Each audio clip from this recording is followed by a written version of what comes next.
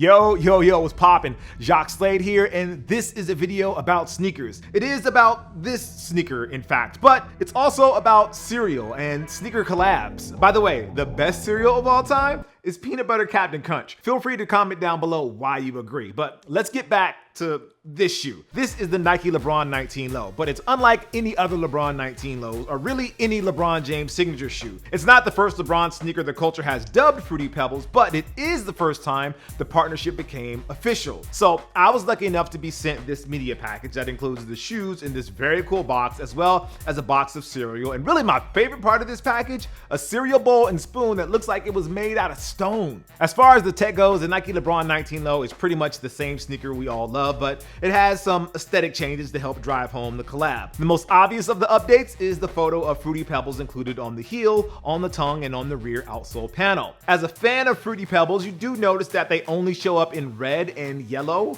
red being the normal color we associate with the cereal, and the yellow for the current team he plays for, the 17-time world champion Los Angeles Lakers. The shoes are mostly white because milk, and they also feature a UV sensitive airbag that changes to purple in sunlight. The kicks, they also come in a pretty cool box that gives you a window to the inside parts. Okay, so let's do this.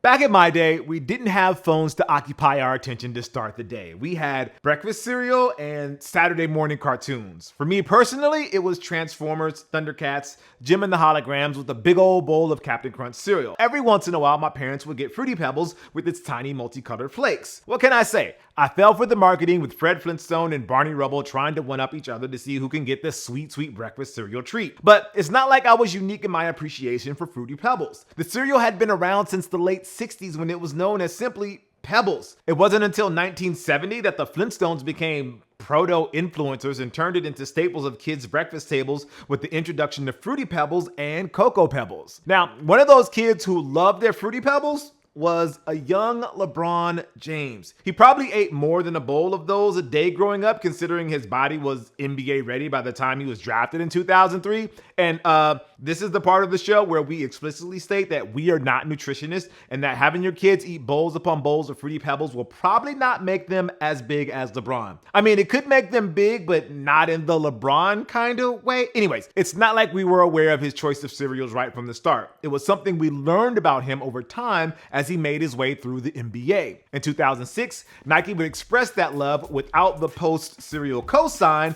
when they made the Nike Zoom LeBron 4 with the colorful Fruity Pebbles-esque Pebbles on the Foamposite shell. The LeBron 4 was a turning point for LeBron's sneaker fortunes. Sure, people liked the Zoom generation, and hoopers will tell you that the LeBron 2 was a dream to play in, but the LeBron 3 wasn't that well received, and when you think about sneaker timelines, the 3s and 4s is when things usually start to pick up. Think the Air Jordan 3s and the Reebok Answer 4s or the KD 4s. In the case of Penny Hardaway, it happened a little earlier with the Penny 1 and the Penny 2, with the Nike Air Foamposite 1 acting like strapping a rocket to his already ascending sneaker fortunes. So excitement was high for the LeBron 4 and hype was building up in the sneaker community. Before you LeBron detractors roll up in the comments with your, well, people weren't lining up for those and those kind of comments, let's set the table. Sneakers and sneaker culture was a totally different world in the mid-2000s. It was still very much a niche pursuit, nowhere near the mainstream. When you saw people line up for kicks during that time, an overwhelming majority of the crowd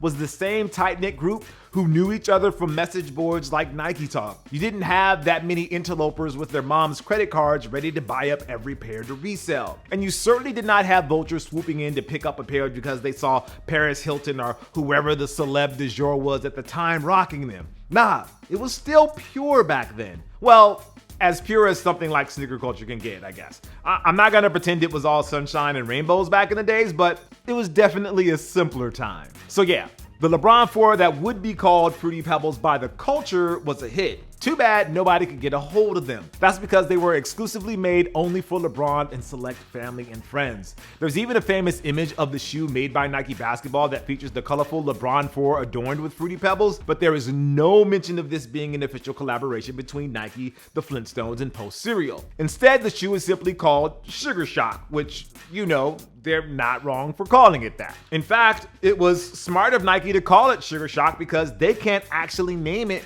Fruity Pebbles themselves like this pair, it was the community that called them Fruity Pebbles because, well, really the reference was obvious. I'm sure calls were made to bring LeBron and Fruity Pebbles together officially, but what took so long? Like, how did John Cena get a Fruity Pebbles deal before LeBron? Nike would release several more LeBron signature shoes through the years with allusions to Fruity Pebbles, and yet they never got around to making it official. Even Kyrie Irving got an official sneaker collab way before LeBron did. So what took so long? Well, we'll probably never hear the actual story, but let's speculate here for a second. Tiffany's famously wanted every blog to take down every mention of their brand as being related to the Diamond Supply Nike SB Dunk collabs. Heineken shut down the release of an SB Dunk themselves after a particular release was basically a copy of their trademark look. Nike themselves are not immune to hunting down entities that borrow their work liberally. Right now, they're going after John Geiger for his Air Force One knockoffs, even though Bathing Ape has been able to make Bapestas for decades. Now, these companies and celebs can get at blogs and sneaker brands, but they can't really chase after Nike Talk message boards or the sneakerhead with a popular IG account. I mean, they can try, and they probably did try, but I'm going to guess it went nowhere. And this is where Post Cereal comes in.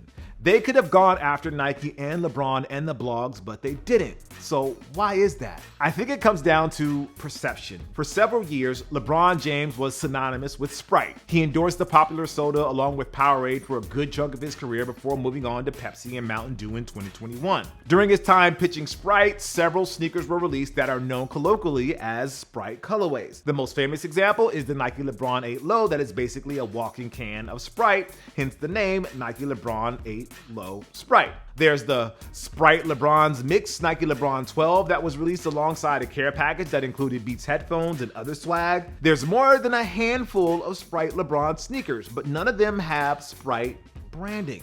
In 2012, Nike even released a pack of non-LeBron sneakers that had the same color blocking as the LeBron 8, but Sprite never raised an eyebrow. Blogs never had to deal with Sprite knocking on their doors to take down posts, and LeBron himself is cool with Sprite even after moving on to Pepsi last year.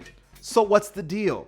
Why is Sprite okay with Nike making Sprite-influenced sneakers, while Tiffany's badly wanted to detach themselves from arguably the most popular pair of SB Dunks ever made? See, Sprite sees people wearing Sprite-inspired sneakers and they like it because in their eyes, it elevates their brand. Tiffany's sees people wearing Tiffany's-inspired sneakers and they hate it because in their eyes, it sullies their brand. Nike sees Geiger's GF01s as hurting them, while Bapestas enhance them.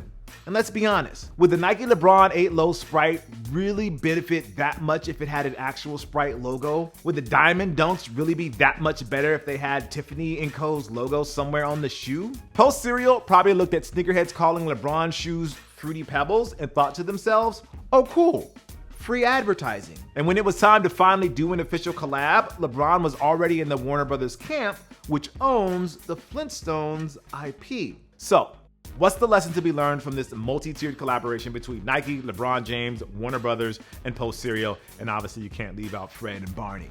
It's that timing is everything, and just don't be an a-hole. Like I said earlier, LeBron was nothing but gracious to Sprite and the Coca-Cola company on the way out. Even if Nike were to make another LeBron sneaker with Sprite-inspired details, I'm gonna guess there wasn't gonna be any friction. LeBron never once badmouthed Post Cereal products even though he was working with General Mills, popping up in Wheaties boxes and dropping Space Jam cereal. Bathing Ape doesn't really go out of their way to test Nike's legal team. There are rumors out there that Nike once tried to take out Bape through legal means but backed off after A, acquiring a stake in the company, or B, seeing that they served a market that they weren't as invested in. Meanwhile, Geiger, who had a famous only in sneaker circles falling out with business partner and Nike athlete Darrell Revis, is out here in the Twitter streets claiming he saved the Air Force Ones from obscurity. So to recap, being gracious and respecting partners, both current and future, could lead to opportunities down the line, while burning bridges is, well, burning bridges. Sounds like one is a solid plan that leads to a collab nearly 20 years in the making, while the other gets you a lawsuit and the distinction of being sneaker Twitter's main character for a few days. But I'll leave it at that. As for this pair, well, these hit the internet streets a few weeks back, but you can grab a pair right now over on eBay. If you would rather have the cereal, you should be able to find the special edition box that changes colors, like the air unit on this pair, in your local grocery store. Actually, I said that weird. The milk will change colors when it hits the cereal, not the box. I hope all of that makes sense. Anyway, as always, I appreciate you. Make sure you like, favorite, and subscribe if you like this content right here. And big shout out to the folks over at Nike and Fruity Pebbles and Post Cereal and Fred and Barney for sending over the special edition package. As always, guys, I appreciate you. Make sure you click over here to check out Hard Pass and click over here for this really cool unboxing that I just did. I'll see you guys soon. Peace.